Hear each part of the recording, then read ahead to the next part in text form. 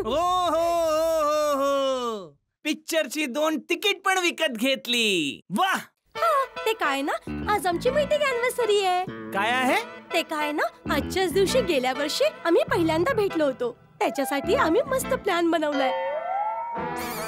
आधी पिक्चर, मग पार्क आणि मग पावभाजी. ओ हो हो, 3 पंजे, पिक्चर, पार्क आणि पावभाजी. आहे ना मस्त प्लॅन घेटाजी. बावरी बेटा, घेटाजी नाही, जेठाजी. ओ हाय हाय, चुकून चुकीचं बोलले. नाही नाही, चुकून चूक तर माझी झाली आहे बावरी, की मी तुम्हा दोघांना सहन करत आहे. कमबख्त इश्क है जो कब आता है जाता है कळतच नाही याचं तुझ्यामुळे. इतकं काम पडलेलं आहे इथे, त्या कामात मी अडकलेलो आहे. त्यातून 1 दिवसाची सुट्टी घेणं म्हणजे डोंगर हलवणं एवढं कठीण आहे. आणि तुम्हा दोघांना वर्धापन दिन साजरा करायचा आहे. बागेश्वरजी, तुम्ही अजूनपर्यंत शेटजींना सुट्टीबद्दल नाही सांगितलं? नाही बावरीजी, मी सांगणारच होतो, तितक्यात तुम्ही आलात. अच्छा, म्हणजे मी आज करून तू हे 3 पंजे उघडणार होतास? हं? 1 मिनिट भाऊ, तुम्ही दोघं माझ्या दुकानाला काय समजता? सरक बाजूला सरक. बावरी, मी तुला 1000 वेळेस सांगितलं आहे ना, हे दुकान आमचा रोजगार आहे. आम्हा तिघांची रोजी रोटी दुकानातून येते. हे बाघा बावरी पार्क नाहीये जिथे तू तोंड वर करून येऊन जातेस फिरत फिरत बाघाला भेटायला. किती वेळेस सांगितलंय तुला दुकानात नाही यायचं, असं नाही यायचं सांगितलं आहे ना तुला. इतकी छोटीशी गोष्ट तुझ्या डोक्यात जात नाही का? कळत नाही का तुला? शेठजी, तुम्ही बावरीजींवर नका रागू. यात बिचाऱ्या त्या बावरीजींची काय चूक आहे?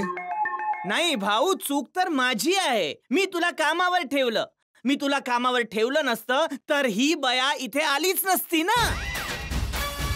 तुझ्यामुळे माझं किती नुकसान होतं काही अंदाज आहे तुला?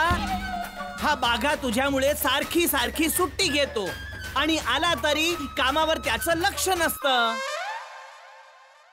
अहो बेठाजी. अगं जेठा बेठा नाही, जेठा ज ज, जांभळाचा ज, जादूचा ज, ज्वाळामुखीचा ज. शाळेत ज शिकली नाहीस का? कधी जेठाचा पेठा, जेठाचा बेठा, जेठाचा घेटा. इतकं सुंदर नाव आहे माझं, जेठालाल. जेठालाल. पण लक्षातच राहत नाही तुला का? आणि प्रत्येक वेळेस सॉरी चुकून चूक झाली बोलून सुटून जातेस.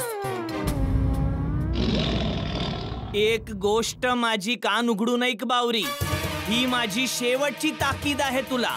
यापुढे जर तू चुकून सुद्धा माझं चुकीचं नाव घेतलं आणि आम्हाला कामात त्रास दिला, नाहीतर दुकानात आलीस, तर माझ्यापेक्षा वाईट इतर कोणी नसणार. अजून एकदा सांगतो, माझ्यापेक्षा वाईट इतर कोणी नसणार. अजून एकदा सांगतो, माझ्यापेक्षा वाईट इतर कोणी नसणार.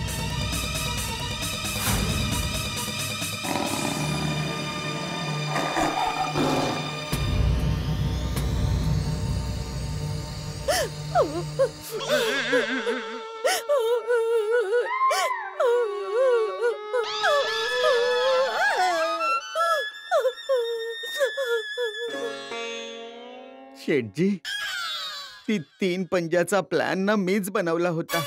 मी तुम्हाला सांगणारच होतो. तुम्ही उगाच बिचाऱ्या त्या बावरीजींवर रागवलात. रागावणार? तुम्हा दोघांवर रागावणार? तुम्ही दोघांनी काय मस्करी लावून ठेवली आहे? काय समजून ठेवलंय माझ्या दुकानाला? ही कामाची जागा आहे. हा काही माथेरान महाबळेश्वरचा प्रेमी प्रेमिका पॉइंट नाही. इथं फक्त काम काम आणि कामाची गोष्ट झाली पाहिजे, समजलं?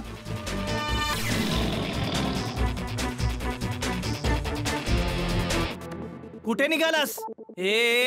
कुठे चाललायस?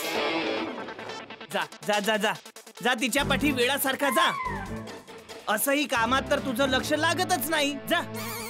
पण जायच्या अगोदर एक गोष्ट लक्षात ठेव बाघा, जर तू दुकानाची पायरी उतरलास तर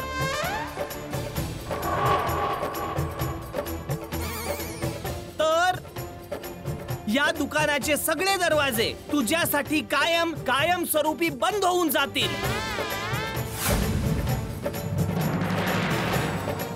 जर तू गिराईक म्हणून दुकानात आलास तरी तुला येऊ देणार नाही, लक्षात ठेव.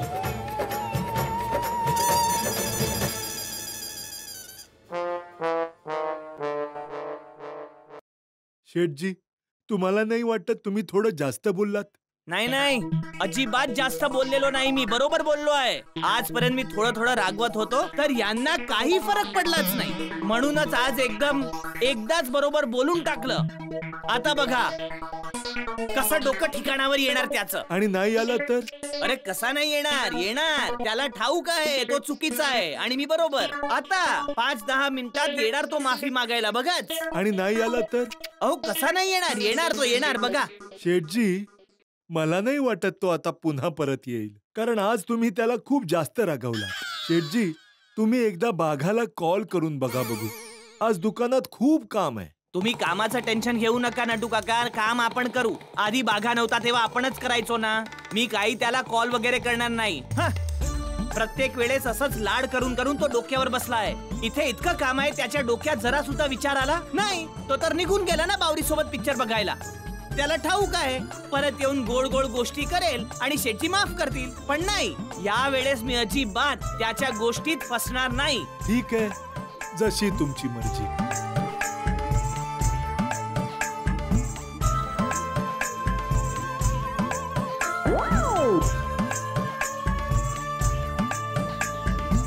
हा बाघा आला तर बरंच होईल. किती काम पडले, कसं होणार.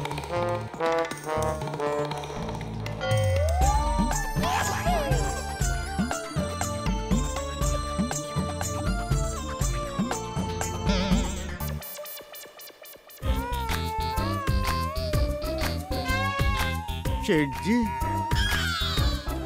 आलास तू परत? हो आलो, पण मी हे कळवायला आलो आहे की मी जातोय अगदी कायम स्वरूपी. तुम्ही बिचाऱ्या बावरीजींचा अपमान केला म्हणून माझ्या मनाला खूप वाईट वाटलं. यापुढे मी इथे कधीही येणार नाही, कधीच येणार नाही मी. हो जा, निघून जा. व्हॉट हॅपन शेठजी?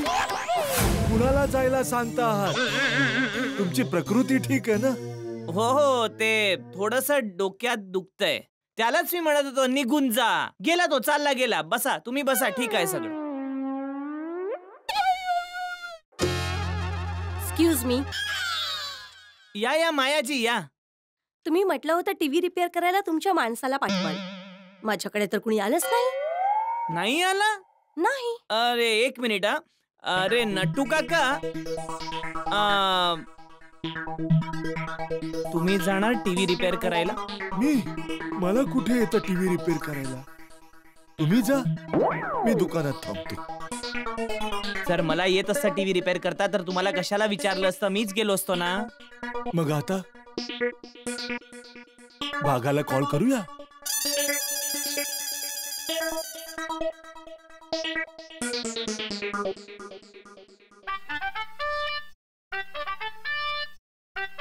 हे बघा, हा तर फोन इथेच विसरला आहे. शेठजी, मी तर म्हणतो सरळ सरळ सांगून टाका की आमचा माणूस आज अवेलेबल नाहीये, उद्या टीव्ही रिपेअर होईल. दुसरा कुठला पर्याय पण नाही, तेच सांगावं लागेल. मायाजी, उद्या मी तुमचा टीव्ही नक्की रिपेअर करून देईन. उद्या? हे तर 5 मिनिटाचं काम आहे. तुम्ही आजच तुमच्या माणसाला पाठवा. मी जोपर्यंत माझी आवडती मालिका बघत नाही तोपर्यंत मला झोप येत नाही. नाही, तुम्ही बरोबर म्हणताय, पण ते असं आहे की आमचा रिपेअरिंग वाला आहे ना, तो जरा पर्सनल कामामुळे बिजी आहे, थोडा बिजी. टीव्ही विकताना तर तुम्ही मोठमोठ्या गोष्टी केल्या होत्या. एक फोन करा, कुठला पण प्रॉब्लेम असेल तर अर्ध्या रात्री सुद्धा माणूस येईल. आणि आता म्हणताय माणूस नाहीये? मला काही माहित नाही. आजच्या आज माझा टीव्ही रिपेअर झालाच पाहिजे, बस. हे बघा मायाजी, खरंच प्रॉब्लेम आहे म्हणून मी तुम्हाला रिक्वेस्ट करतोय, नाहीतर मी नक्की पाठवलं असतं. मला काय त्यात. उद्या नक्की करून देईन. ठीक आहे, पण जर उद्या माझा टीव्ही रिपेअर नाही झाला तर बघाच, मी त्या टीव्ही कंपनीला मेल करेन आणि तुमची कंप्लेंट करेन की सामान घेतल्यानंतरची तुमची सर्व्हिस एकदम बकवास आहे. आणि जर त्यांनी पण काही नाही केलं तर मी ग्राहक सुरक्षामध्ये जाणार आणि तिथे तुमची कंप्लेंट करणार. नाही नाही, कुठेही जायची गरज नाही. मी सांगतोय ना, होणार उद्या तुमचा टीव्ही रिपेअर. होऊन जाईल तुमचा टीव्ही.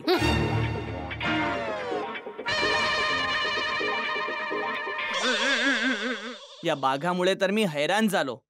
पण त्याला आहे काही काळजी वगैरे? बसला असेल मस्त बावरी सोबत एसी हॉल मध्ये पिक्चर बघत.